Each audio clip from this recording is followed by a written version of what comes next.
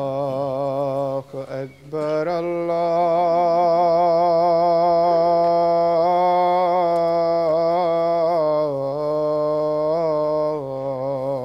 الله أكبر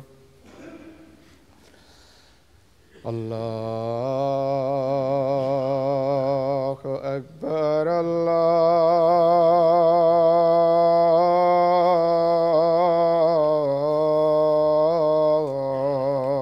الله أكبر أشهد أن لا إله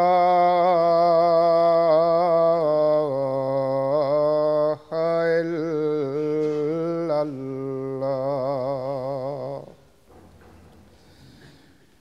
أشهد أن لا إله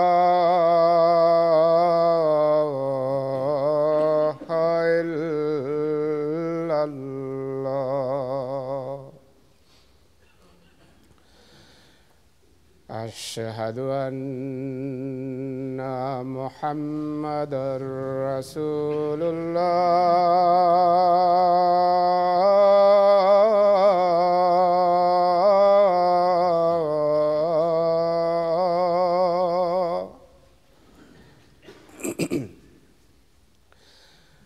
أشهد أن محمدًا رسول الله حي على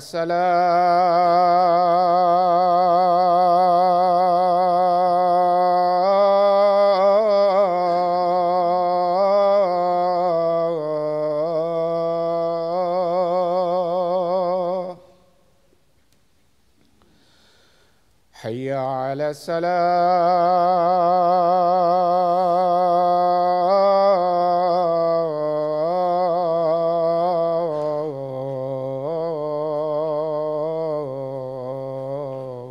السلام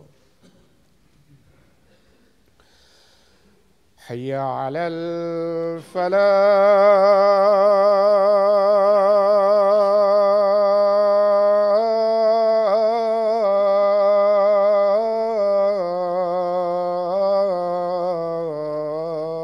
الفلاح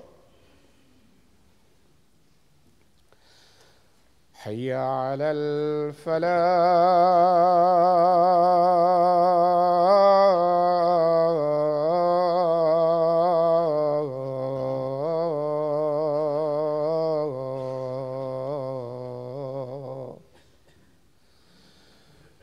الله أكبر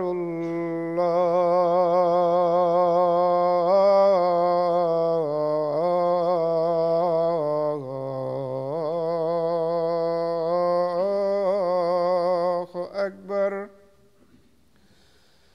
لا إله إلا الله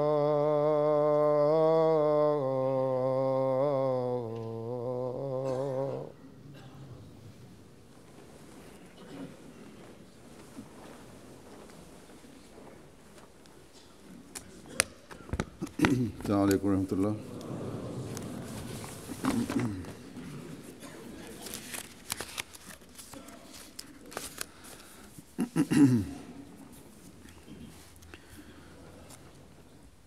أشهد أن لا إله إلا الله وحده لا شريك له وأشهد أن محمدًا عبده ورسوله. أما بعد فأعوذ بالله من الشيطان الرجيم. بسم الله الرحمن الرحيم. الحمد لله رب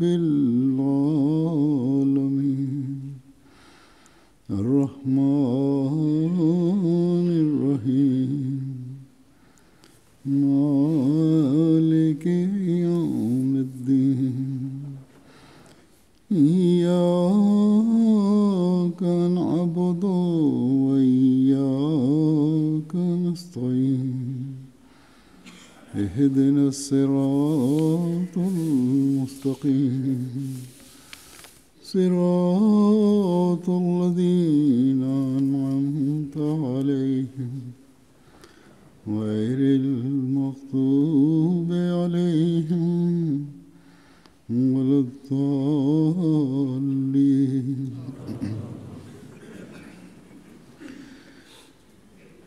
حضرت مسیح موعود علیہ السلام نے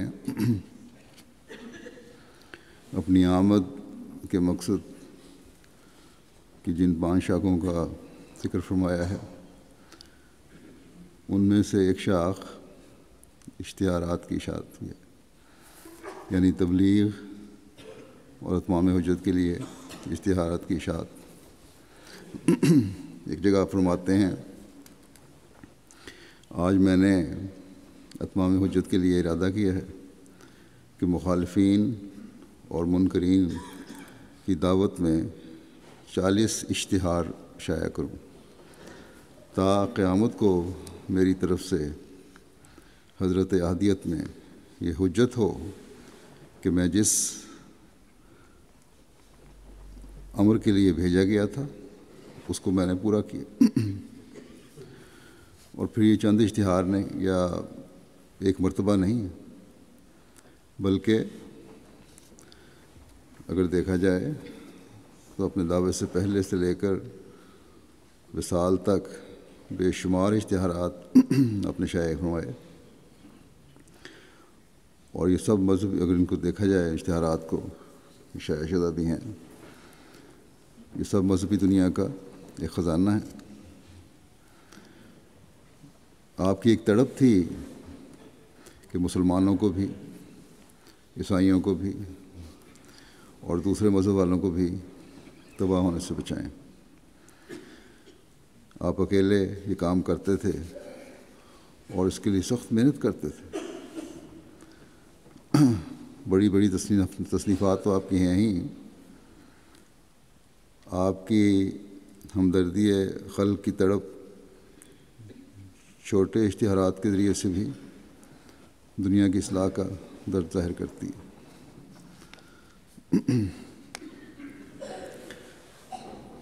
دنیا کی اصلاح کے اس درد کو قائم رکھنا اور آگے چلانا یہ آپ کی جماعت کے افراد کا بھی فرض ہے، اس لیے اس طرف توجہ دیتے رہنا چاہیے۔ حضرت مسلم موعود رضی اللہ تعالیٰ عنہ حضرت مسیح موعود علیہ السلام کے اس درد اور اس کے لیے غیر معمولی محنت کے بارے میں فرماتے ہیں جگہ کہ حضرت مسیح موعود علیہ السلام کی مثال ہمارے سامنے ہے۔ باوجود بیماری کے آپ رات دن لگے رہتے تھے اور اشتہار پر اشتہار دیتے رہتے تھے۔ لوگ آپ کے کام کو دیکھ کر حیران رہ جاتے تھے۔ ایک اشتہار دیتے تھے، اس کا اثر دور نہیں ہوتا تھا اور اس کی وجہ سے مخالفت میں جو جوش پیدا ہوتا تھا وہ بھی کم نہ ہوتا تھا کہ دوسرا اشتہار آپ شائع کر دیتے تھے۔ حتیٰ کہ بعض لوگ کہتے تھے کہ ایسے موقع پر کوئی اشتہار دینا طبائع پر برا اثر ڈالے گا، مگر آپ اس کی پرواہ نہ کرتے تھے اور فرمایا کرتے تھے کہ لوہا گرم ہی کوٹا جا سکتا ہے، اور ذرا سا جوش ٹھنڈا ہونے لگتا تو فوراً دوسرا اشتہار شائع فرما دیتے تھے۔ اس کی وجہ سے پھر مخالفت کا شور وپا ہو جاتا۔ آپ نے رات دن اسی طرح کام کیا اور یہی ذریعہ کامیابی کا ہے۔ اگر ہم یہ ذریعہ اختیار کر لیں تو کامیاب ہو سکتے ہیں۔ اس بات کا خیال نہ کرنا چاہیے کہ مخالفت کم ہونے دی جائے، مخالفت ہوتی رہے تو ساتھ ساتھ اشتہار بھی آتے رہیں، تبھی اثر بھی ہوتا ہے۔ پھر حضرت مسلم موعود حضرت مسیح السلام کے زمانے کا ذکر کرتے ہوئے فرماتے ہیں کہ حضرت مسیح علیہ السلام کے زمانے میں تبلیغ اشتہارات کے ذریعے سے ہوتی تھی۔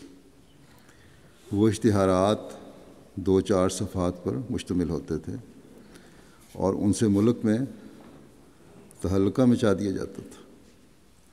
ان کی کثرت سے اشاعت کی جاتی تھی۔ اس زمانے کے لحاظ سے کثرت کے معنی 1-2 ہزار کی تعداد کے ہوتے تھے۔ بعض اوقات 10-10 ہزار کی تعداد میں بھی اشتہارات شائع کیے جاتے تھے۔ لیکن اب ہماری جماعت 20 گنا زیادہ ہے۔ اب اشتہاری پروپیگنڈا یہ ہوگا کہ اشتہارات 50-50 ہزار بلکہ لاکھ کی تعداد میں شائع ہوں۔ پھر دیکھو کہ اشتہارات کس طرح لوگوں کو اپنی طرف توجہ کھینچ لیتے ہیں۔ اگر اشتہارات پہلے سال میں 12 دفعہ شائع ہوتے تھے اور اب خاص سال میں 2-3 دفعہ ہی کر دیا جائے اور صفحات 2-4 پر لے آئیں، لیکن وہ لاکھ 2-2 لاکھ کی تعداد میں شائع ہوں، تو پتہ لگ جائے گا کہ انہوں نے کس طرح حرکت پیدا کی ہے۔ 3-4 سال پہلے میں نے جماعتوں کو کہا تھا کہ ورقہ 2 ورقہ بنا کر تبلیغ کا کام کریں، اور اس کا ٹارگٹ بھی دیا تھا کہ لاکھوں کی تعداد میں ہونا چاہیے، جس سے اسلام کی خوبصورت تعلیم کا بھی دنیا کو پتہ لگے، دنیا کو یہ پیغام ملے کہ اسلام کی حقیقت کیا ہے، دنیا کو پیغام ملے کہ اس زمانے میں اللہ تعالیٰ نے حضرت مسیح موعود علیہ السلام کو بھیج کر پھر سے اسلام کی نشر ثانیہ فرمائی ہے اور حقیقی تعلیم کو جاری فرمایا ہے۔ یہ دنیا کو پتہ لگے کہ اب بھی خدا تعالیٰ اپنے بندوں کو شیطان سے بچانے کے لیے اپنے فرستادوں کو بھیجتا ہے۔ بہرحال اس کے جن جماعتوں نے اس سلسلے میں کام کیا، اللہ تعالیٰ کے فضل سے بڑے مثبت نتائج وہاں نکلے ہیں۔ اسپین میں جامعہ کے طلباء کو میں نے بھیجا تھا، انہوں نے بڑا کام کیا وہاں، اور تقریباً 3 لاکھ کے قریب مختلف پمفلٹ تقسیم کیے۔ اسی طرح اب جامعہ کینیڈا کے طلباء نے اسپینش ممالک میں اور میکسیکو میں جا کر یہ اشتہارات تقسیم کیے، اور اللہ تعالیٰ کے فضل سے اس سے تبلیغ کے میدان بھی بڑے وسیع ہوئے ہیں اور بیعتیں بھی ہوئی ہیں۔ بس اس کے لیے ایک کے بعد دوسرا 2 ورقہ شائع ہوتے رہنا چاہیے اور اس کو تقسیم کرتے چلے جانا چاہیے، بجائے اس کے کہ بڑی بڑی کتابیں تقسیم کی جائیں۔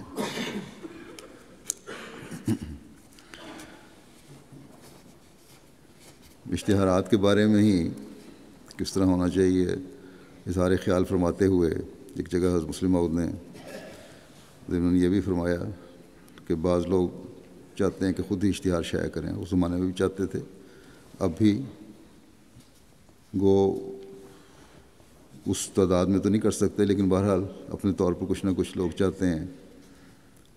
اس بارے میں حضرت مسلم موعود فرماتے ہیں کہ چاہیے یہ کہ جو اشتہارات مرکز سے شائع کیے جائیں انہیں تقسیم کیا جائے اور ان کی اشاعت بڑھائی جائے۔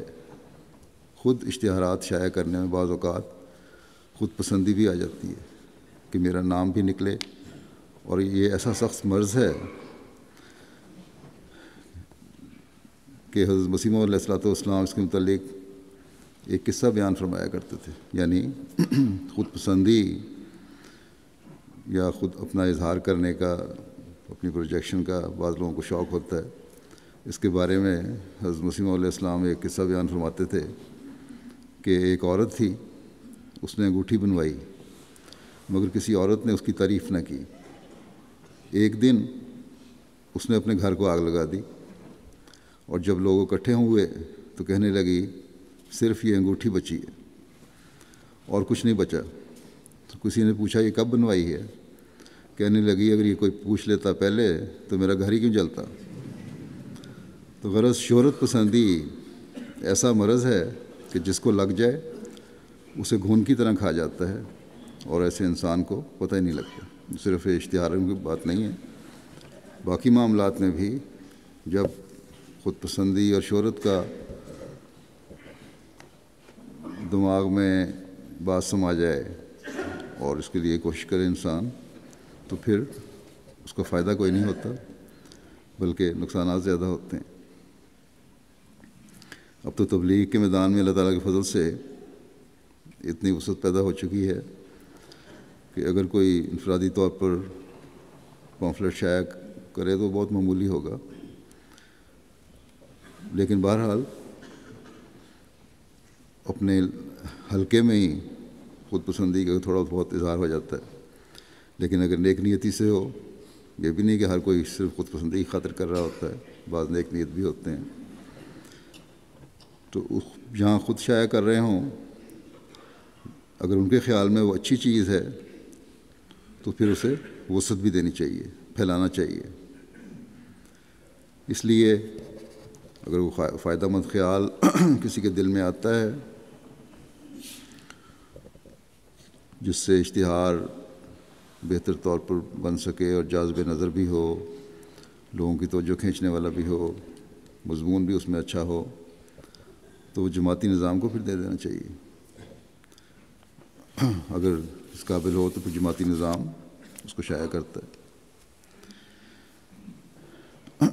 اب حضرت مسلم موعود کی بعض حوالے جو ہیں صحابہ سے، حضرت مسلم علیہ السلام سے متعلق، وہ بھی متفرق قسم کے ہیں، وہ پیش کرتا ہوں۔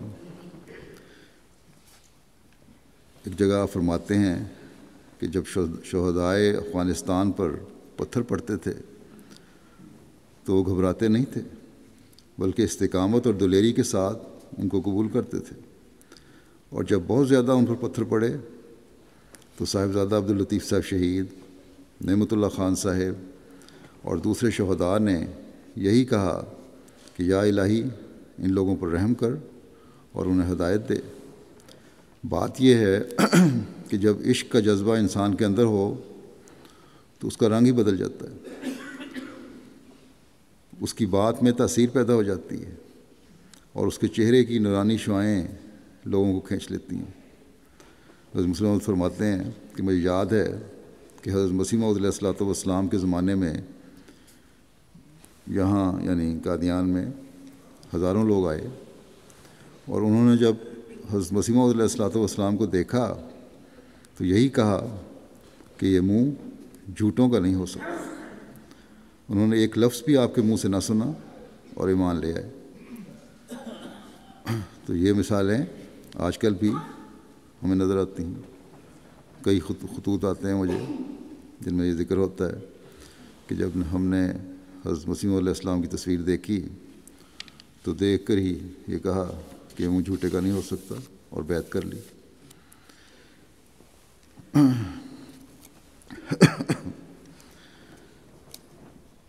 پھر حضرت مسلم موعود فرماتے ہیں کہ حضرت مسیح موعود علیہ الصلوۃ والسلام فرماتے تھے کہ 3 قسم کے لوگ ہماری جماعت میں شامل ہیں۔ یہ فرماتے ہیں کہ میں نے کئی دفعہ حضرت مسیح موعود علیہ السلام سے بارہا سنا ہے، آپ فرمایا کرتے تھے کہ ہماری جماعت میں 3 قسم کے لوگ ہیں۔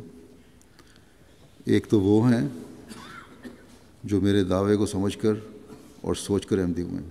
اس زمانے میں اسلام کی حالت کافی خراب تھی اور مسلمانوں کا شیرازہ بالکل بکھرا ہوا تھا، اس لیے مختلف قسم کے طبائع پیدا ہو چکی تھیں، اور ان مختلف طبائع نے جب حضرت مسیح علیہ السلام کے دعوے کو اور جماعت کو بنتا دیکھا تو قبول کیا۔ تو ان لوگوں کی حالتوں کا ذکر فرما رہے ہیں حضرت مسیح علیہ السلام کہ یہ 3 قسم کے لوگ ہیں۔ یعنی پہلی قسم تو وہ ہے، حضرت مسلم فرماتے ہیں کہ جو میرے دعوے کو سمجھ کر اور سوچ کر احمدی ہوئے ہیں، وہ جانتے ہیں کہ میری بعثت کی غرض کیا ہے، اور وہ سمجھتے ہیں کہ جس رنگ میں پہلے انبیاء کی جماعتوں نے قربانیاں کی ہیں اسی رنگ میں ہمیں بھی قربانیاں کرنی چاہیے۔ مگر ایک اور جماعت ایسی ہے جو صرف حضرت مولوی نور الدین صاحب کی وجہ سے ہمارے سلسلے میں داخل ہوئی۔ ان کو بعثت کی غرض نہیں پتہ، لیکن وہ صرف اس لیے داخل ہوئے کہ حضرت مولوی نور الدین صاحب نے حضرت مسیح علیہ السلام کی بیعت کی۔ فرماتے ہیں کہ وہ ان کے استاد تھے، انہیں معزز اور عقل مند سمجھتے تھے۔ انہوں نے کہا کہ جب مولوی صاحب احمدی ہو گئے تو آؤ ہم بھی احمدی ہو جائیں۔ بس ان کا تعلق ہمارے سلسلے سے مولوی صاحب کی وجہ سے ہے۔ سلسلے کی غرض اور میری بعثت کی حکمت اور غایت کو انہوں نے نہیں سمجھا۔ اس کے علاوہ ایک تیسری جماعت بعض نوجوانوں کی ہے جن کے دلوں میں گو مسلمانوں کا درد تھا، مگر قومی طور پر نہ کہ مذہبی طور پر۔ وہ چاہتے تھے کہ مسلمانوں کا کوئی جتھا ہو، یعنی مذہبی طور پر کوئی درد نہیں تھا، لیکن مسلمانوں کی حالت دیکھ کے چاہتے تھے کہ کوئی جتھا ہو، ایک اکٹھ ہو۔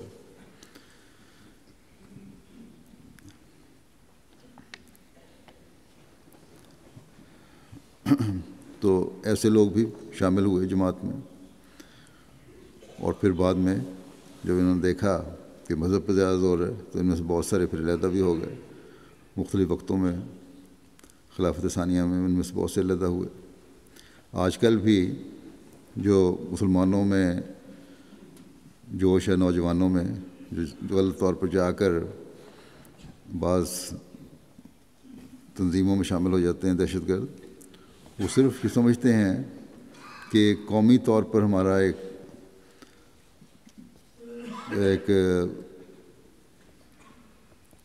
جتھا ہونا چاہیے، یا ایک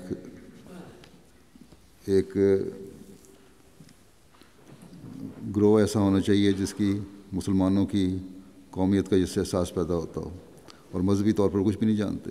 اور یہی بعض رپورٹس جو وہاں سے آتی ہیں، بعض عراق اور سیریا سے، ان میں یہی ہے کہ بہت سارے کام ان کے ایسے ہیں جب ان سے پوچھو کہ یہ قرآن اور حدیث کے مطابق نہیں، تو یہی کہتے ہیں کہ ہمیں اس کا نہیں پتہ، ہم میں تو جو کچھ بتایا گیا ہے اور یہ ہماری ایک انفرادیت جو قائم ہو رہی ہے اس کو ہم نے قائم کرنا ہے اسلام کے نام پہ۔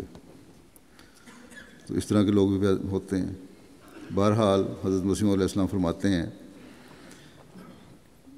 کہ قومی طور پر وہ چاہتے ہیں کہ ہم اکٹھے ہوں، ان میں کچھ تنظیم ہو، ان میں انجمنیں قائم ہوں اور مدرسے جاری ہوں۔ بس یہ قومی طور پہ یہ کام کرنا چاہتے ہیں، مگر چونکہ عام مسلمانوں کا کوئی جتھا بنانا ان کے لیے ناممکن تھا، اس لیے جب انہوں نے ہماری طرف ایک جتھا دیکھا تو وہ ہم میں آئے، اور اب وہ چاہتے ہیں کہ مدرسے قائم کریں اور لوگ ڈگریاں حاصل کریں۔ اسی وجہ سے وہ ہمارے سلسلے کو ایک انجمن سمجھتے ہیں، مذہب نہیں سمجھتے۔ تو دنیا میں ترقیات کے جو ذرائع سمجھے جاتے ہیں وہ بالکل اور ہیں، اور دین میں جو ترقیات کے ذرائع سمجھے جاتے ہیں وہ بالکل اور ہیں۔ انجمنیں اور طرح ترقی کرتی ہیں اور دین اور طرح۔ دین کی ترقی کے لیے ضروری ہوتا ہے کہ اخلاق کی درستی کی جائے۔ دین کی ترقی کے لیے ضروری چیز ہے اخلاق درست ہوں، اعلیٰ اخلاق ہوں، قربانی اور اثار کا مادہ پیدا کیا گیا ہو، نمازیں پڑھی جائیں تاکہ روحانیت میں ترقی ہو، روزے رکھے جائیں، اللہ تعالیٰ پر توکل پیدا کیا جائے، اس کی اطاعت اور فرمانبرداری کا عہد کیا جائے۔ اگر ہم یہ تمام باتیں کریں گے تو دنیا کی نگاہ میں تو ہم پاگل قرار پائیں گے، مگر خدا تعالیٰ کی نگاہ میں ہم سے زیادہ عقل مند اور کوئی نہیں ہوگا۔ قرآن کریم میں آتا ہے کہ مسلمان جب مالی قربانیاں کرتے ہیں تو منافق کہا کرتے ہیں کہ یہ مسلمان تو احمق ہیں، بس روپیہ برباد کرتے چلے جا رہے ہیں، انہیں کچھ ہوش نہیں کہ اپنے روپیہ کو کسی اچھے کام پر لگائیں۔ اسی طرح جب وہ اوقات کی قربانی کرتے تو پھر وہ کہتے کہ یہ تو پاگل ہیں، اپنا وقت برباد کر رہے ہیں، انہوں نے ترقی خاک کرنی ہے۔ گویا مسلمانوں کو یا وہ احمق قرار دیتے یا ان کا نام مجنون رکھتے۔ یہی دو نام انہوں نے مسلمانوں کے رکھے ہوئے تھے، مگر دیکھو کہ پھر وہی احمق اور مجنون دنیا کے عقل مندوں کے استاد قرار پائے۔ بس ہماری جماعت جب تک وہی احمقانہ رویہ اختیار نہیں کرے گی جس کو کافر اور منافق احمقانہ قرار دیتے تھے، اور ہماری جماعت جب تک وہی مجنونانہ رویہ اختیار نہیں کرے گی جس کو کافر اور منافق مجنونانہ رویہ قرار دیتے تھے، اس وقت تک اسے کبھی کامیابی حاصل نہیں ہو سکتی۔ اگر تم چاہو کہ تم ضرورت کے موقع پر جھوٹ بھی بول لیا کرو، اگر تم چاہو کہ تم ضرورت کے موقع پر دھوکہ فریب کر لیا کرو، اگر تم چاہو کہ تم ضرورت کے موقع پر چال بازی سے کام لے لیا کرو، اگر تم چاہو کہ تم ضرورت کے موقع پر غیبت اور چغلی سے بھی کبھی کبھی فائدہ لے لیا کرو، اور پھر یہ امید رکھو کہ تمہیں کامیابی حاصل ہو جائے، تو یاد رکھو تمہیں ہرگز وہ کامیابی حاصل نہیں ہوگی جس کا وعدہ اللہ تعالیٰ نے حضرت مسیح موعود علیہ السلام سے فرمایا ہے۔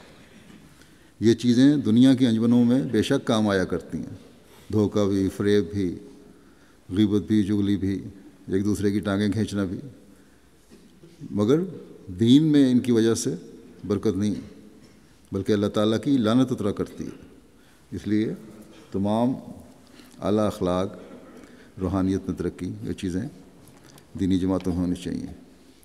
بس ہر احمدی کو اپنے ایمانداری کے معیاروں کو، روحانیت کے معیاروں کو بہت بلند کرنے کی ضرورت ہے۔ پھر ایک واقعہ آپ تعلیم اسلام ہائی اسکول کے قیام کا پس منظر اور ضرورت بیان کرتے ہوئے فرماتے ہیں کہ ایک وہ زمانہ تھا یہ جب تعلیم الاسلام کالج کا آغاز ہوا، اس وقت یہ سوچ ہو رہی تھی کہ اتنے لاکھ روپے ہمیں فوری طور پر چاہیے اور اتنا لاکھ سالانہ آمد چاہیے تاکہ کالج جاری رکھا جائے، اور منصوبے، بڑے بڑے منصوبے لاکھوں میں بن رہے تھے۔ اس وقت آپ فرماتے ہیں کہ ایک وہ زمانہ تھا کہ ہمارے لیے ہائی کلاسز کو جاری کرنا بھی مشکل تھا۔ یہاں آریوں کا مڈل سکول ہوا کرتا تھا قادیان میں۔ شروع میں اس میں ہمارے لڑکے جانے شروع ہوئے تو آریہ ماسٹروں نے ان کے سامنے لیکچر دینے شروع کیے کہ تم کو گوشت نہیں کھانا چاہیے، ہندو گوشت نہیں کھاتے، گوشت کھانا ظلم ہے۔ وہ اس قسم کے اعتراضات کرتے جو کہ اسلام پر حملے تھے۔ لڑکے اسکول سے آتے اور یہ اعتراضات بتلاتے۔ فرماتے ہیں کہ یہاں ایک پرائمری اسکول تھا قادیان میں، اس میں بھی اکثر آریہ مدرس، ٹیچر آریہ تھے، اور یہی باتیں سکھلایا کرتے تھے۔ پہلے دن جب میں سرکاری پرائمری اسکول میں پڑھنے گیا، یعنی حضرت مسلم موعود اتنا بیان فرما رہے ہیں کہ جب میں اس سرکاری پرائمری اسکول میں پڑھنے گیا اور دوپہر کو میرا کھانا آیا تو میں اسکول سے باہر نکل کر ایک درخت کے نیچے جو پاس ہی تھا کھانا کھانے کے لیے جا بیٹھا۔ مجھے خوب یاد ہے کہ اس روز کلیجی پکی ہوئی تھی اور وہی میرے کھانے میں بھجوائی گئی۔ اس وقت میاں عمر الدین صاحب مرحوم، جو میاں عبداللہ صاحب کے والد تھے، وہ بھی اسی اسکول میں پڑھا کرتے تھے، لیکن وہ بڑی جماعت میں تھے اور میں پہلی کلاس میں تھا۔ میں کھانا کھانے بیٹھا تو وہ بھی آ پہنچے اور دیکھ کر کہنے لگے، ہیں ماس کھاندے ہو ماس؟ حالانکہ وہ مسلمان تھے۔ اس کی یہی وجہ تھی کہ آریہ ماسٹر سکھلاتے تھے کہ گوشت خوری ظلم ہے اور بہت بری چیز ہے۔ ماس کا لفظ میں نے پہلی دفعہ ان سے سنا تھا، اس لیے میں سمجھ نہ سکا کہ ماس سے مراد گوشت ہے۔ چنانچہ میں نے کہا یہ ماس تو نہیں، کلیجی ہے۔ انہوں نے بتایا کہ ماس گوشت کو ہی کہتے ہیں۔ بس میں نے ماس کا لفظ پہلی دفعہ ان کی زبان سے سنا اور ایسی شکل میں سنا کہ گویا ماس خوری بری بات ہے، بری ہوتی ہے اور اس سے بچنا چاہیے۔ غرض آریہ مدرس اس قسم کے اعتراضات کرتے رہتے اور لڑکے گھروں میں آ کر بتاتے کہ وہ یہ اعتراض کرتے ہیں۔ آخر یہ معاملہ حضرت مسیح موعود علیہ السلام کے پاس پہنچا تو آپ نے فرمایا جس طرح بھی ہو سکے جماعت کو قربانی کر کے ایک پرائمری اسکول قائم کر دینا چاہیے۔ چنانچہ پرائمری اسکول کھل گیا اور یہ سمجھا گیا کہ ہماری جماعت نے انتہائی مقصد حاصل کر لیا۔ اس عرصے میں ہمارے بہنوئی نواب محمد علی خان صاحب مرحوم مغفور ہجرت کر کے قادیان آ گئے۔ انہیں اسکولوں کا بڑا شوق تھا، چنانچہ انہوں نے ملیر کوٹلے میں بھی ایک مڈل اسکول قائم کیا ہوا تھا۔ انہوں نے کہا کہ میں چاہتا ہوں کہ اسکول کو مڈل کر دیا جائے، یعنی قادیان والے کو۔ میں وہاں اسکول کو بند کر دوں گا اور وہ امداد یہاں دے دیا کروں گا۔ چنانچہ قادیان میں مڈل اسکول ہو گیا۔ پھر بعد میں کچھ نواب محمد علی صاحب اور کچھ حضرت خلیفۃ المسیح اول رضی اللہ تعالیٰ عنہ کے شوق کی وجہ سے فیصلہ کیا گیا کہ یہاں ہائی اسکول کھولا جائے۔ چنانچہ پھر یہاں ہائی اسکول کھول دیا گیا، لیکن یہ ہائی اسکول پہلے نام کا تھا، کیونکہ اکثر پڑھانے والے انٹرنس پاس تھے اور بعض شاید انٹرنس فیل بھی، لیکن بہرحال ہائی اسکول کا نام ہو گیا۔ زیادہ خرچ کرنے کی جماعت میں طاقت نہ تھی اور نہ ہی خیال پیدا ہو سکتا تھا، لیکن آخر یہ وقت بھی آ گیا کہ گورنمنٹ نے اس بات پر خاص زور دینا شروع کیا کہ اسکول اور بورڈنگ بنائے جائیں، نیز یہ کہ اسکول اور بورڈنگ بنانے والوں کو امداد دی جائے گی۔ چنانچہ حضرت خلیفۃ المسیح اول کے عہد خلافت میں یہ اسکول بھی بنا اور بورڈنگ بھی۔ پھر آہستہ آہستہ عملے میں اصلاح شروع ہوئی اور طلباء بڑھنے لگے۔ پہلے 150 تھے، پھر 300-400 ہوئے، پھر 700-800 ہو گئے اور مدتوں تک یہ تعداد رہی۔ اب 3-4 سالوں میں 800 سے ایک دم ترقی کر کے اسکول کے لڑکوں کی تعداد 1700 ہو گئی ہے، اور میں نے سنا ہے کہ 1000 سے اوپر لڑکیاں ہو گئی ہیں۔ گویا لڑکے اور لڑکیاں ملا کر تقریباً 3000 بن جاتی ہیں۔ پھر مدرسہ احمدیہ بھی قائم ہوا اور کالج بھی۔ خدا تعالیٰ کے فضل سے مدرسہ احمدیہ میں بھی میری گزشتہ تحریک کے تحت طلباء بڑھنے شروع ہوئے اور 25-30 طلباء ہر سال آنے شروع ہو گئے ہیں۔ اگر یہ سلسلہ بڑھتا رہا تو مدرسہ احمدیہ اور کالج کے طلباء کی تعداد 600-700 تک یا اس سے بھی زیادہ تک پہنچ جائے گی، اور اس طرح ہمیں 100 مبلغ ہر سال مل جائے گا۔ جب تک ہم اتنے مبلغین ہر سال حاصل نہ کریں، ہم دنیا میں صحیح طور پر کام نہیں کر سکتے۔ یعنی یہ کم از کم تھا، اب تو اللہ تعالیٰ کے فضل سے سینکڑوں میں ہو رہے ہیں۔ 1944 میں میں نے کالج کی بنیاد رکھی تھی، کیونکہ اب وقت ہو گیا تھا کہ ہماری آئندہ نسل کی اعلیٰ تعلیم ہمارے ہاتھ میں ہو۔ ایک زمانہ وہ تھا کہ ہماری جماعت میں بہت چھوٹے عہدے اور بہت چھوٹی آمدنیوں والے لوگ شامل تھے۔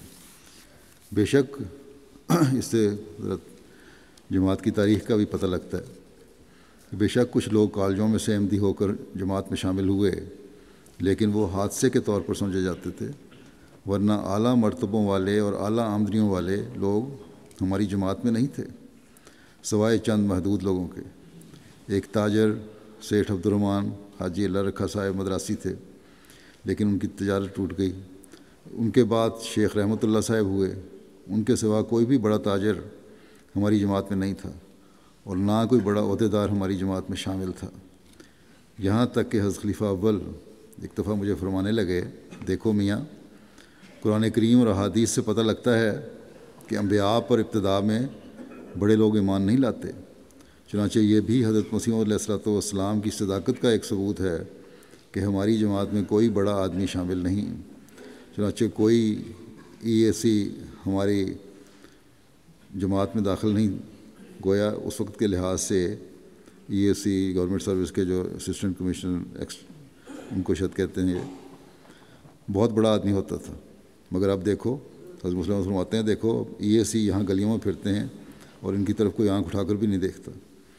لیکن ایک وقت میں اعلیٰ طبقے کے لوگوں کا ہماری جماعت میں اس قدر فقدان تھا کہ حضرت خلیفہ اول نے فرمایا کہ ہماری جماعت میں کوئی بڑا آدمی داخل نہیں، چنانچہ کوئی EAC ہماری جماعت میں داخل نہیں، گویا اس وقت کے لحاظ سے ہماری جماعت EAC کو بھی برداشت نہیں کر سکتی تھی۔ آج اللہ تعالیٰ کے فضل سے دنیا میں سینکڑوں اسکول اور کالج جماعت کے چل رہے ہیں، اور آج اللہ تعالیٰ کے فضل سے بڑے بڑے ماہرین اور افسران بھی جماعت میں شامل ہیں دنیا کے مختلف ممالک میں۔ ملک کی پارلیمنٹوں کے ممبر احمدی ہیں اور اخلاص میں بھی بڑے ہوئے ہیں، یہ نہیں کہ صرف دنیا داری ان میں آئی ہے، بلکہ افریقہ میں تو بعض ملکوں میں بعض اہم وزارتوں پر بھی احمدی فائز ہیں۔ تو اللہ تعالیٰ کے فضلوں سے یہ بھی ایک فضل ہے، کس طرح اللہ تعالیٰ ترقی دے رہا ہے۔ ابتدائی احمدیوں پر سختیوں اور پھر اللہ تعالیٰ کے فضلوں کا ذکر کرتے ہوئے آپ فرماتے ہیں کہ ایک زمانہ تھا جبکہ احمدی جماعت پر چاروں طرف سے سختی کی جاتی تھی بہت ابتدائی زمانے میں۔ مولویوں نے فتویٰ دیا کہ احمدیوں کو قتل کر دینا، ان کے گھروں کو لوٹ لینا، ان کی جائیدادوں کو چھین لینا، ان کی عورتوں کا بلا طلاق دوسری جگہ پر نکاح کر دینا جائز ہی نہیں، موجب ثواب ہے۔ اور یہ چیز تو آج بھی ہے، لیکن اس زمانے میں تو بہت غریب لوگ تھے اور بڑی سختی کی جاتی تھی۔ تو یہ رویہ تو مولویوں میں ہمیشہ سے رہا ہے اور آج تک قائم ہے، لیکن بہرحال اس زمانے میں سختی کی شدت بھی بہت تھی کیونکہ جماعت بہت تھوڑی تھی۔ فرماتے ہیں اور شریر اور بدماش لوگوں نے جو اپنی طمع اور حرص کے اظہار کے لیے بہانے تلاش کرتے رہتے ہیں، اس فتوے پر عمل کرنا شروع کر دیا کہ بغیر نکاح کے جائز کر لیا عورتوں کو۔ تو احمدی گھروں یعنی طلاق دلوا کر دوسروں احمدیوں سے اپنے سے نکاح کروا لیا۔ آپ فرماتے ہیں کہ احمدی گھروں سے نکالے اور ملازمتوں سے برطرف کیے جا رہے تھے، احمدی گھروں سے نکالے جا رہے تھے اور ملازمتوں سے برطرف کیے جا رہے تھے، ان کی جائیدادوں پر جبراً قبضہ کیا جاتا تھا۔ کئی لوگ ان مخمصوں سے خلاصی کی کوئی صورت نہ پا کر ہجرت کرنے پر مجبور ہو گئے تھے، اور چونکہ ہجرت کی جگہ ان کے لیے قادیان ہی تھی، ان کے قادیان آنے پر مہمانداری کے اخراجات اور بھی ترقی کر گئے تھے، بڑھ گئے تھے۔ اس وقت جماعت 1-2 ہزار آدمیوں تک ترقی کر چکی تھی، مگر ان میں سے ہر ایک دشمن کے حملوں کا شکار ہو رہا تھا۔ جماعت کی تعداد 1-2 ہزار تک پہنچ گئی تھی، لیکن ہر ایک دشمن کے حملوں کا شکار تھا۔ 1-2 ہزار آدمی جو ہر وقت اپنی جان اور اپنی عزت اور اپنی جائیداد اور اپنے مال کی حفاظت کی فکر میں لگے ہوئے ہوں اور رات دن لوگوں کے ساتھ مباحثوں اور جھگڑوں میں مشغول ہوں، ان کا تمام دنیا میں اشاعت اسلام کے لیے روپیہ بہم پہنچانا اور دین سیکھنے کی غرض سے قادیان آنے والوں کی مہمانداری کا بوجھ اٹھانا اور پھر اپنے مظلوم مہاجر بھائیوں کے اخراجات برداشت کرنا ایک حیرت انگیز بات ہے۔ یہ تاریخ بھی ہمیں پتہ ہونی چاہیے کہ معمولی بات نہیں ہے۔ سینکڑوں آدمی دونوں وقت جماعت کے دسترخوان پر کھانا کھاتے تھے، اور بعض غرباء کی دوسری ضروریات کا بھی انتظام کرنا پڑتا تھا۔ ہجرت کے لیے آنے والوں کی کثرت اور مہمانوں کی زیادتی سے مہمان خانے کے علاوہ ہر ایک گھر مہمان خانہ بنا ہوا تھا۔ قادیان میں حضرت مسیح موعود علیہ السلام کے گھر کی ہر ایک کوٹھڑی ایک مستقل مکان تھا، یعنی ہر کمرہ جو تھا اس میں خاندان آباد تھے، جس میں یعنی ایک ایک کمرہ جو تھا ایک ایک خاندان کو ملا ہوا تھا اور مکان بن گیا تھا، جس میں کوئی نہ کوئی مہمان یا مہاجر خاندان رہتا تھا۔ غرض بوجھ انسانی طاقت اور برداشت سے بہت بڑا ہوا تھا۔ ہر صبح جو چڑھتی اپنے ساتھ تازہ ابتلاء اور تازہ ذمہ داریاں لاتی، اور ہر شام جو پڑتی اپنے ساتھ تازہ ابتلاء اور تازہ ذمہ داریاں لاتی، مگر علیہ اللہ بکافٍ عبدہ کی نسیم سب فکروں کو خس و خشاک کی طرح اڑا کر پھینک دیتی، اور وہ بادل جو ابتدائی سلسلہ کی عمارت کی بنیادوں کو اکھاڑ کر پھینک دینے کی دھمکی دیتے تھے، تھوڑی ہی دیر میں رحمت اور فضل کے بادل ہو جاتے، اور ان کی ایک ایک بوند کے گرتے وقت علیہ اللہ بکافٍ عبدہ کی ہمت افزا آواز پیدا ہوتی۔ یعنی اتنی سختی تھی، لیکن پھر بھی یہ یقین تھا کہ اللہ تعالیٰ ہمارے لیے کافی ہے اور انشاءاللہ حالات بدلیں گے۔ آج بھی گو پاکستان میں اور خاص طور پر اور بعض دوسرے ممالک میں مسلمانوں میں کچھ شدت ہے، پاکستان میں تو زیادہ ہے، باقی ممالک میں کچھ حد تک احمدیوں کے حالات تنگ ہیں، لیکن اس کے باوجود قسم پرسی کی وہ حالت نہیں ہے، مالی لحاظ سے بھی بہتر ہیں، اور باقی انتظامات بھی اللہ تعالیٰ کے فضلوں سے بہت بہتر ہیں، اور اللہ تعالیٰ کے فضلوں کا اظہار کر رہے ہیں۔ دنیا کے کونے کونے میں اب اللہ تعالیٰ کے فضل سے احمدیت پہنچ چکی ہے۔ ہجرت کر کے صرف ایک جگہ نہیں اکٹھے ہوتے، بلکہ دنیا میں نکل چکے ہیں احمدی۔ اگر تنگی ہے تو باہر نکل گئے ہیں، اور باہر اللہ تعالیٰ کے فضل سے مزید کشائش پیدا ہو رہی ہے، اور اگر بعض مشکلات ہوتی بھی ہیں تو علیہ اللہ بکافٍ عبدہ کی آواز آج بھی سہارا بنتی ہے ہمارا۔ دنیا کے کونے کونے میں حضرت مسیح موعود علیہ السلام کے لنگر قائم ہیں۔ بس اللہ تعالیٰ نے نہ کبھی ہمیں چھوڑا ہے نہ کبھی چھوڑے گا انشاءاللہ، اگر ہم اس کے ساتھ چمٹے رہیں۔ قربانیاں بے شک دینی پڑتی ہیں اور احمدی اللہ تعالیٰ کے فضل سے دیتے ہیں، لیکن ہر قربانی اللہ تعالیٰ کے فضلوں کو لیے ہوئے ایک نیا رستہ ہمیں دکھاتی ہے۔ اللہ تعالیٰ اپنے دینے میں کبھی کمی نہیں کرتا۔ پھر حفاظت الہی کے معجزہ کے بارے میں ایک واقعہ بیان فرماتے ہیں حضرت مسلم موعود، فرماتے ہیں کہ ایک مثال حفاظت الہی کی میں نے حضرت مسیح موعود علیہ السلام کی زندگی میں سے پیش کرتا ہوں۔ کنور سین صاحب جو لاء کالج لاہور کے پرنسپل ہیں، ان کے والد صاحب حضرت صاحب ان کے والد صاحب سے حضرت صاحب کو بڑا تعلق تھا، حتیٰ کہ حضرت مسیح موعود علیہ السلام کو کبھی روپیہ کی ضرورت ہوتی تو بعض دفعہ ان سے قرض بھی لے لیا کرتے تھے۔ یہ کنور سین صاحب ہندو تھے، ان کو بھی حضرت صاحب سے بڑا اخلاص تھا۔ جیلم کے مقدمے میں انہوں نے اپنے بیٹے کو تار دی تھی کہ حضرت مسیح موعود علیہ السلام کی طرف سے وکالت کریں۔ اس اخلاص کی وجہ یہ تھی کہ انہوں نے ایام جوانی میں جب وہ اور حضرت مسیح موعود علیہ السلام ماں چند اور دوستوں کے سیال کوٹ میں اکٹھے رہتے تھے، حضرت مسیح موعود علیہ السلام کے کئی نشانات دیکھے تھے۔ چنانچہ ان نشانات میں سے ایک یہ ہے کہ ایک رات آپ دوستوں سمیت سو رہے تھے کہ آپ کی آنکھ کھلی، یعنی حضرت مسیح موعود علیہ السلام کی، اور دل میں ڈالا گیا کہ مکان خطرے میں ہے۔ آپ نے سب دوستوں کو جگایا اور کہا کہ مکان خطرے میں ہے، اس میں سے نکل چلنا چاہیے۔ سب دوستوں نے نیند کی وجہ سے پرواہ نہ کی اور یہ کہہ کر سو گئے کہ آپ کو وہم ہو گیا، مگر آپ کا احساس برابر ترقی کرتا چلا گیا۔ آخر آپ نے پھر ان کو جگایا اور توجہ دلائی کہ چھت میں سے چڑچڑاہٹ کی آواز آتی ہے، مکان خالی کر دینا چاہیے۔ انہوں نے کہا معمولی بات ہے، ایسی آوازیں بعض جگہ لکڑی میں کیڑا لگنے سے آیا ہی کرتی ہیں، آپ ہماری نیند کیوں خراب کرتے ہیں؟ حضرت مسیح علیہ السلام نے پھر اصرار کیا کہ اچھا آپ لوگ میری بات مان کر ہی نکل چلیں۔ آخر مجبور ہو کر لوگ نکلنے پر رضامند ہوئے۔ حضرت صاحب کو چونکہ یقین تھا کہ خدا میری حفاظت کے لیے مکان گرنے کو روکے ہوئے ہے، میری حفاظت کی وجہ سے مکان کے گرنے کو روکے ہوئے ہے، اس لیے آپ نے انہیں کہا کہ پہلے آپ نکلو، پیچھے میں نکلوں گا۔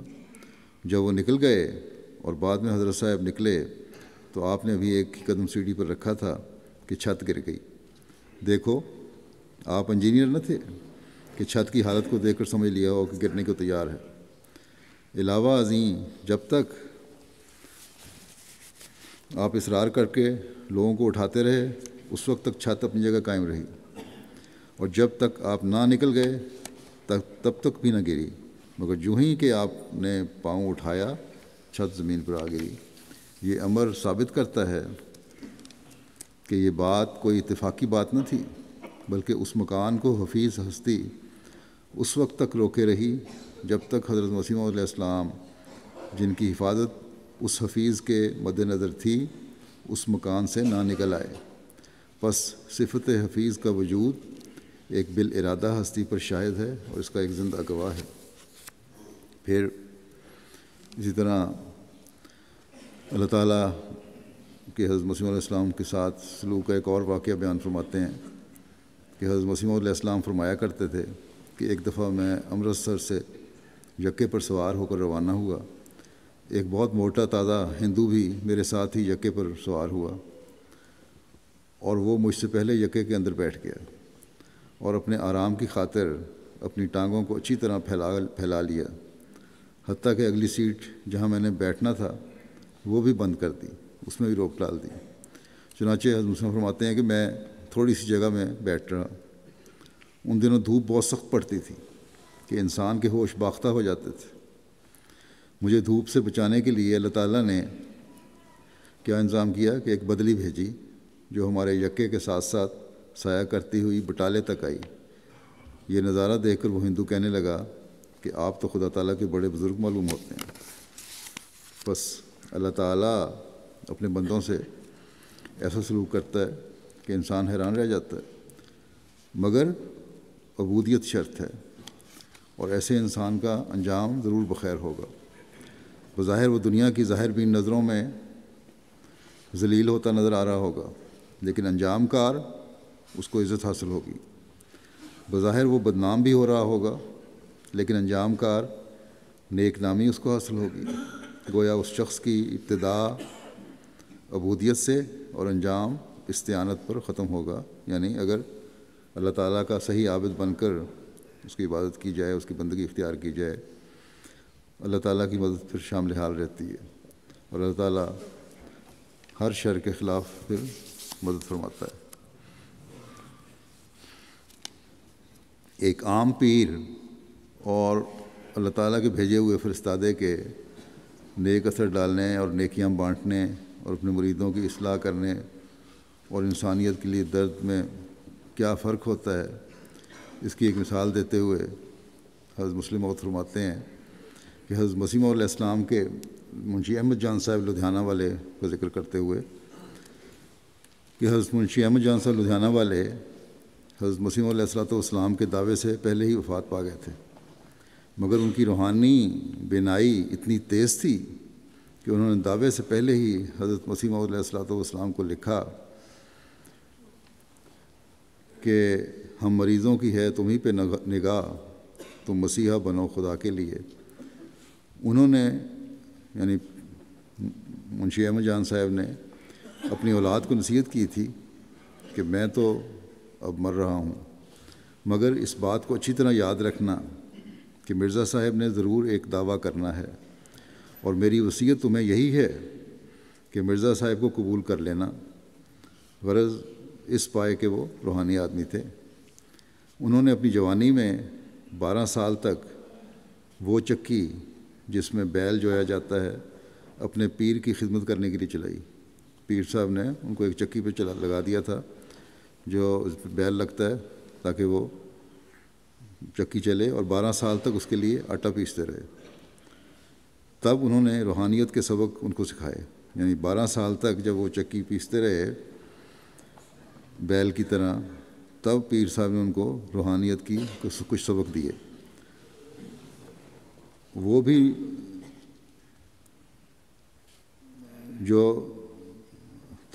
فرماتے ہیں تو وہ لوگ جو روحانی کہلاتے تھے اس زمانے میں، جو پیر تھے، جو لوگ روحانی کہلاتے تھے، وہ بھی لوگوں کو روحانی باتیں بتانے میں سخت بخل سے کام لیا کرتے تھے، لیکن حضرت مسیح موعود علیہ السلام نے نہ صرف وہ ساری باتیں دنیا کو بتا دیں، بلکہ اس سے ہزاروں گنا زیادہ باتیں اور باتیں بھی ایسی بتائیں جو پہلے لوگوں کو معلوم نہیں تھیں، اور اس طرح علوم کو آپ نے ساری دنیا میں بکھیر دیا، مگر جیسا کہ حدیثوں میں خبر دی گئی تھی دنیا نے اس کی قدر نہ کی۔ بس بظاہر روحانی لوگ اس شخص کا مقابلہ نہیں کر سکتے جس کو خاص طور پر اللہ تعالیٰ نے اس کام کے لیے مأمور کیا ہو کہ دنیا کی اصلاح کرنی ہے، اس کی روحانیت میں اضافہ کرنا ہے، اسے خدا تعالیٰ کے قریب لانا ہے، جیسے خود حضرت مسیح علیہ السلام نے فرمایا ہے کہ وہ کام جس کے لیے خدا نے مجھے مأمور فرمایا ہے وہ یہ ہے کہ خدا میں اور اس کی مخلوق کے رشتے میں جو کدورت واقع ہو گئی ہے اس کو دور کر کے محبت اور اخلاص کے تعلق کو دوبارہ قائم کروں۔ پھر آپ نے فرمایا کہ دینی سچائیاں جو دنیا کی آنکھ سے مخفی ہو گئی ہیں ان کو ظاہر کر دوں، اور وہ روحانیت جو نفسانی تاریکیوں کے نیچے دب گئی ہے اس کا نمونہ دکھلاؤں۔ فرمایا اور سب سے زیادہ یہ کہ وہ خالص اور چمکتی ہوئی توحید جو ہر ایک شرک کی آمیزش سے خالی ہے، جو اب نابود ہو چکی ہے، اس کا دوبارہ قوم میں دائمی پودا لگا دوں۔ اللہ تعالیٰ ہمیں توفیق دے کہ بیت کا حق ادا کرتے ہوئے خدا تعالیٰ سے تعلق پیدا کرنے والے ہوں، دینی سچائیوں کو پہچان کر ان پر عمل کرنے والے ہوں، روحانیت میں ترقی کرنے والے ہوں، اور توحید کی حقیقی چمک سے حصہ پانے والے ہوں۔ اللہ تعالیٰ دنیا کو بھی اس پہچان کی توفیق عطا فرمائے، اور خاص طور پر مسلم امہ کو یہ توفیق دے کہ مسیح اور مہدی موعود علیہ السلام کے درد کو سمجھتے ہوئے اس کی بیعت میں آنے کی توفیق پائیں۔ نمازوں کے بعد میں جنازہ غائب پڑھاؤں گا دو، ایک تو ہے مکرم نعمان احمد انجم صاحب، ابن مکرم چودھری مقصود احمد صاحب، ملیر رفاع عام سوسائٹی کراچی کا مکرم نعمان احمد صاحب انجم کو کراچی میں مخالفین احمدیت نے مورخہ 21 مارچ 2015 کو شام تقریباً 7:45 بجے ان کی دکان پر آ کر فائرنگ کر کے شہید کر دیا تھا۔ انا للہ و انا الیہ راجعون۔ اس روز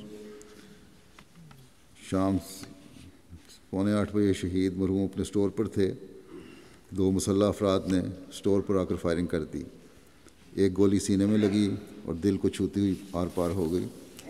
قریبی دکانداروں نے ان کے بھائی مکرم عثمان احمد صاحب کو فون کر کے اطلاع دی، پھر ریسکیو والوں کو بھی اطلاع دی، فوری طور پر دکان پہ آئے۔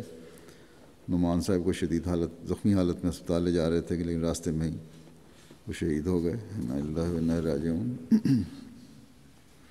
شہید مرحوم کے خاندان میں احمدیت کا نفوذ ان کے دادا مکرم چودھری منظور احمد صاحب اور مکرم چودھری کریم الدین صاحب کے ذریعے سے ہوا تھا، جنہوں نے خلافت ثانیہ کے دور میں بیعت کی تھی۔ چودھری منظور احمد صاحب کے والدین چھوٹی عمر میں وفات پا گئے تھے۔ والدین کی وفات کے بعد چودھری منظور صاحب قادیان چلے گئے، جہاں بیعت کرنے کی سعادت حاصل ہوئی۔ ابتدائی تعلیم بھی قادیان میں حاصل کی، وہیں پر محترمہ صفیہ صادقہ صاحبہ بنت مکرم مبارک علی صاحب کے ساتھ شادی ہوئی۔ پھر قیام پاکستان کے بعد ہڑپا ساہیوال میں آ گئے۔ شہید مرحوم کے والد مکرم مقصود احمد صاحب ربوہ میں ہی پیدا ہوئے، پھر یہ وہاں سے ربوہ بھی شفٹ کر گئے۔ شہید مرحوم کے دادا نے گجرانوالہ میں ملازمت کی وجہ سے 1968 سے لے کے 68 میں گجرانوالہ میں ماں فیملی رہائش اختیار کر لی۔ 1974 میں جب گجرانوالہ میں ہنگامے ہوئے تو احمدیہ بیت الذکر کی حفاظت کرتے ہوئے شہید مرحوم کے دادا مکرم چودھری منظور احمد صاحب، چچا مکرم محمود احمد صاحب اور پھوپھا مکرم سعید احمد صاحب بھی شہید ہو گئے۔ ان سے پہلے 3 شہداء تھے اس خاندان میں۔ ان حالات کی بنا پر یہ خاندان 1976 میں کراچی شفٹ ہو گیا۔ نعمان احمد انجم صاحب 26 جنوری 1985 کو کراچی میں پیدا ہوئے۔ آپ کی تعلیم MBA تھی۔ اس کے بعد انہوں نے 2008 میں اپنا کمپیوٹر ہارڈ ویئر کا بزنس شروع کر دیا۔ مرحوم اللہ تعالیٰ کے فضل سے موسی تھے، نہایت ایماندار، نیک دل، نیک سیرت، شریف النفس اور ملنسار تھے، نہایت مخلص اور فدائی نوجوان تھے۔ ملازمین کو بھی چھوٹے بھائیوں کی طرح رکھا ہوا تھا۔ نگر پارک اور مٹھی میں جماعت کے زیر انتظام قائم شدہ کمپیوٹر انسٹیٹیوٹ اور مشن ہاؤس کے لیے کچھ کمپیوٹر اور متعلقہ سامان تحفے کے طور پر پیش کیا۔ وہاں سسٹم خود انسٹال کر کے آئے۔ شہید مرحوم کی خواہش تھی کہ اپنے دادا مکرم چودھری منظور احمد صاحب شہید کے نام سے ایک کمپیوٹر انسٹیٹیوٹ بنائیں تاکہ ان کے شہید دادا کا نام ہمیشہ زندہ رہے، اور اس لیے انہوں نے مٹھی میں کمپیوٹر انسٹیٹیوٹ کو کچھ تحفہ بھی دیے تھے، سامان اور کمپیوٹر وغیرہ۔ بڑی ہر دل عزیز شخصیت تھے۔ غیر از جماعت لوگ بھی کہتے تھے کہ یہ ایک فرشتہ ہے۔ اس وقت رفاع عام سوسائٹی میں بحیثیت قائد مجلس خدمت کی توفیق پا رہے تھے۔ دین کو دنیا پر مقدم رکھنے والے اور جماعتی کاموں میں بڑھ چڑھ کر حصہ لینے والے تھے۔ مخالفین کی طرف سے ان کو دھمکیاں ملتی رہتی تھیں، لیکن اپنے چھوٹے بھائیوں کو ہمیشہ محتاط رہنے کی تلقین کرتے تھے۔ 6 ماہ قبل شہید مرحوم اپنے کاروباری سامان لے کر آ رہے تھے کہ اس وقت ان کو نامعلوم افراد نے روک کر سامان بھی لے لیا اور رقم بھی لوٹ لی، اور یہ ساتھ یہ بھی کہا کہ ہم آئے تو تمہیں مارنے تھے، مگر چونکہ رقم مل گئی اس لیے چھوڑ رہے ہیں۔ شہید مرحوم کے پسماندگان میں والد مکرم چودھری مقصود احمد صاحب، والدہ محترمہ صفیہ صادقہ صاحبہ، اور 2 بھائی ذیشان محمود اور عثمان محمود ہیں۔ اللہ تعالیٰ شہید کے درجات بلند کرے اور ان کے لواحقین کو، والدین کو اور بھائیوں کو صبر اور حوصلہ دے۔ معلم سلسلہ خرم احمد صاحب وہ کہتے ہیں کہ بڑے نرم گو تھے یہ شہید، محبت کرنے والے تھے، جماعتی خدمت کا جذبہ رکھنے والے نوجوان تھے، اور بڑی محنت سے انہوں نے وہاں انسٹال کیا، جیسے کہ پہلے ذکر ہوا ہے۔ کئی دفعہ وہاں آتے تھے نگر پارکر میں، بڑی دور دراز علاقہ ہے سندھ کا۔ کئی بار جب وہاں پہنچتے انہوں نے کہا جاتا کہ آپ تھکے ہوئے ہیں، آرام کر لیں پھر کام کریں، لیکن ہمیشہ یہی کہتے تھے کہ ہم مجاہد ہیں، ہمیں شہری دیکھ کر یہ نہ سمجھیں کہ ہم نازک مزاج ہیں، اور ہمیشہ خدمت کے لیے تیار رہتے۔ قائد علاقہ، سابق قائد علاقہ منصور صاحب وہ کہتے ہیں کہ میں ان کو جانتا ہوں جو یہ 12 سال کے تھے، اطفال میں تھے، ہمیشہ بڑے شوق اور جوش اور ولولے سے جماعتی کاموں میں، مقابلوں میں حصہ لیا کرتے تھے، ہمیشہ پوزیشن لیتے تھے اور کہتے تھے میری پوزیشن اول ہی، ان کی ہمیشہ آتی، اسی کے لیے کوشش کرتے، کبھی 2 اور 100 پوزیشن پہ راضی نہیں ہوتے تھے۔ اسکول کے بعد اپنے والد صاحب کی دکان پر ان کا ہاتھ بٹاتے، لیکن ساتھ ہی جماعتی ذمہ داریوں کو بھی انجام دے رہے ہوتے، اور یوں لگتا تھا کہ وہ اپنے گھر یا ذاتی کاموں کو اتنا وقت نہیں دیتے جتنا وقت وہ جماعت کو دیا کرتے تھے، اور نوجوانوں کی طرح کبھی اپنے وقت کو انہوں نے ضائع نہیں کیا۔ انتہائی عاجزی اور انکساری کے ساتھ بات کرنے والے تھے۔ ٹامی کالوں صاحب کے بھی رشتہ دار ہیں، وہ بھی کہتے ہیں کہ ہمارے خاندان نے کوشش کی کہ ان پاکستان سے باہر آ جائیں، بڑا اصرار کیا، لیکن وہ پاکستان چھوڑنے پر راضی نہیں تھے۔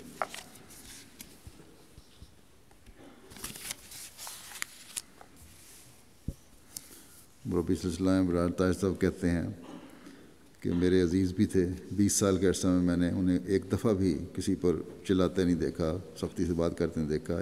عاجزی، مسکینی اور حلم کی تصویر تھے، نہایت باادب اور محبت کرنے والے انسان تھے۔ کینیڈا میں ان کی ایک عزیزہ ہیں، خالہ زاد، کہتی ہیں کہ جیسا کہ پہلے ذکر ہو چکا ہے، کراچی کے حالات کے پیش نظر ان سے ہجرت کرنے کے لیے کہا جاتا، لیکن انہوں نے ہمیشہ ہر قسم کے حالات کو نظر انداز کرتے ہوئے اپنی والدہ کے ساتھ پاکستان رہنا ہی پسند کیا۔ اپنی والدہ کی ہر خواہش اور روح کا خیال رکھنے والے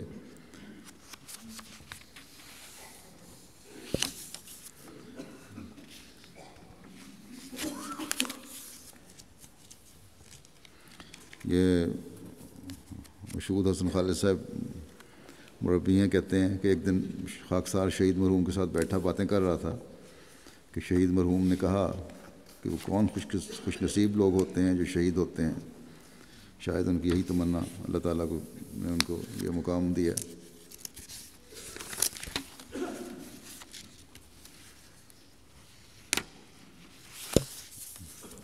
دوسرا، اللہ تعالیٰ، جیسا کہ میں نے کہا، اللہ تعالیٰ ان کے درجات بلند فرمائے۔ دوسرا جنازہ ہے مکرم انجینئر فاروق احمد خان صاحب، نائب امیر جماعت پشاور کا، ضلع پشاور۔ فاروق احمد خان صاحب مکرم محمود احمد خان صاحب کے بیٹے تھے۔ یہ روا سے پشاور جا رہے تھے، شورا کے بعد گاڑی کا ٹائر برسٹ ہو گیا، جس کی وجہ سے حادثہ پیش آیا، اور چکوال یہ سڑک سے گاڑی میں سے باہر آ کے سڑک پہ گرے، جس کی وجہ سے زیادہ چوٹیں آئیں۔ ہائی وے پولیس نے ان کو فوری طور پر چکوال ہسپتال پہنچایا، لیکن جانبر نہ ہو سکے۔ انا للہ و انا الیہ راجعون۔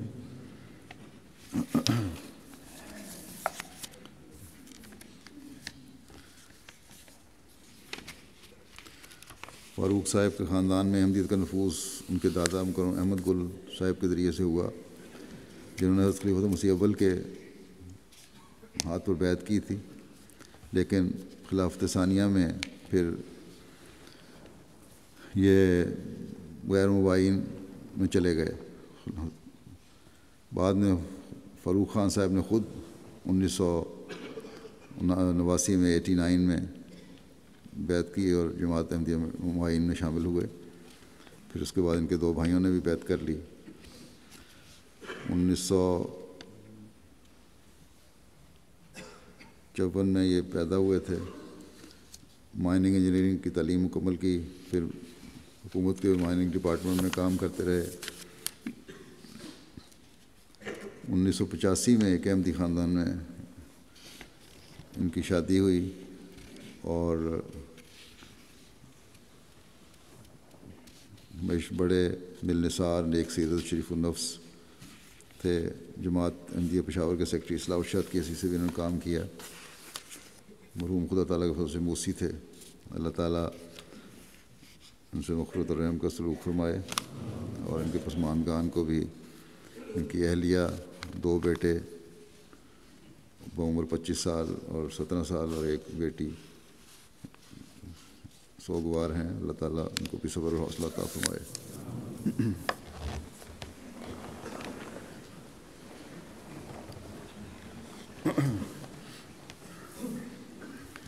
الحمد للہ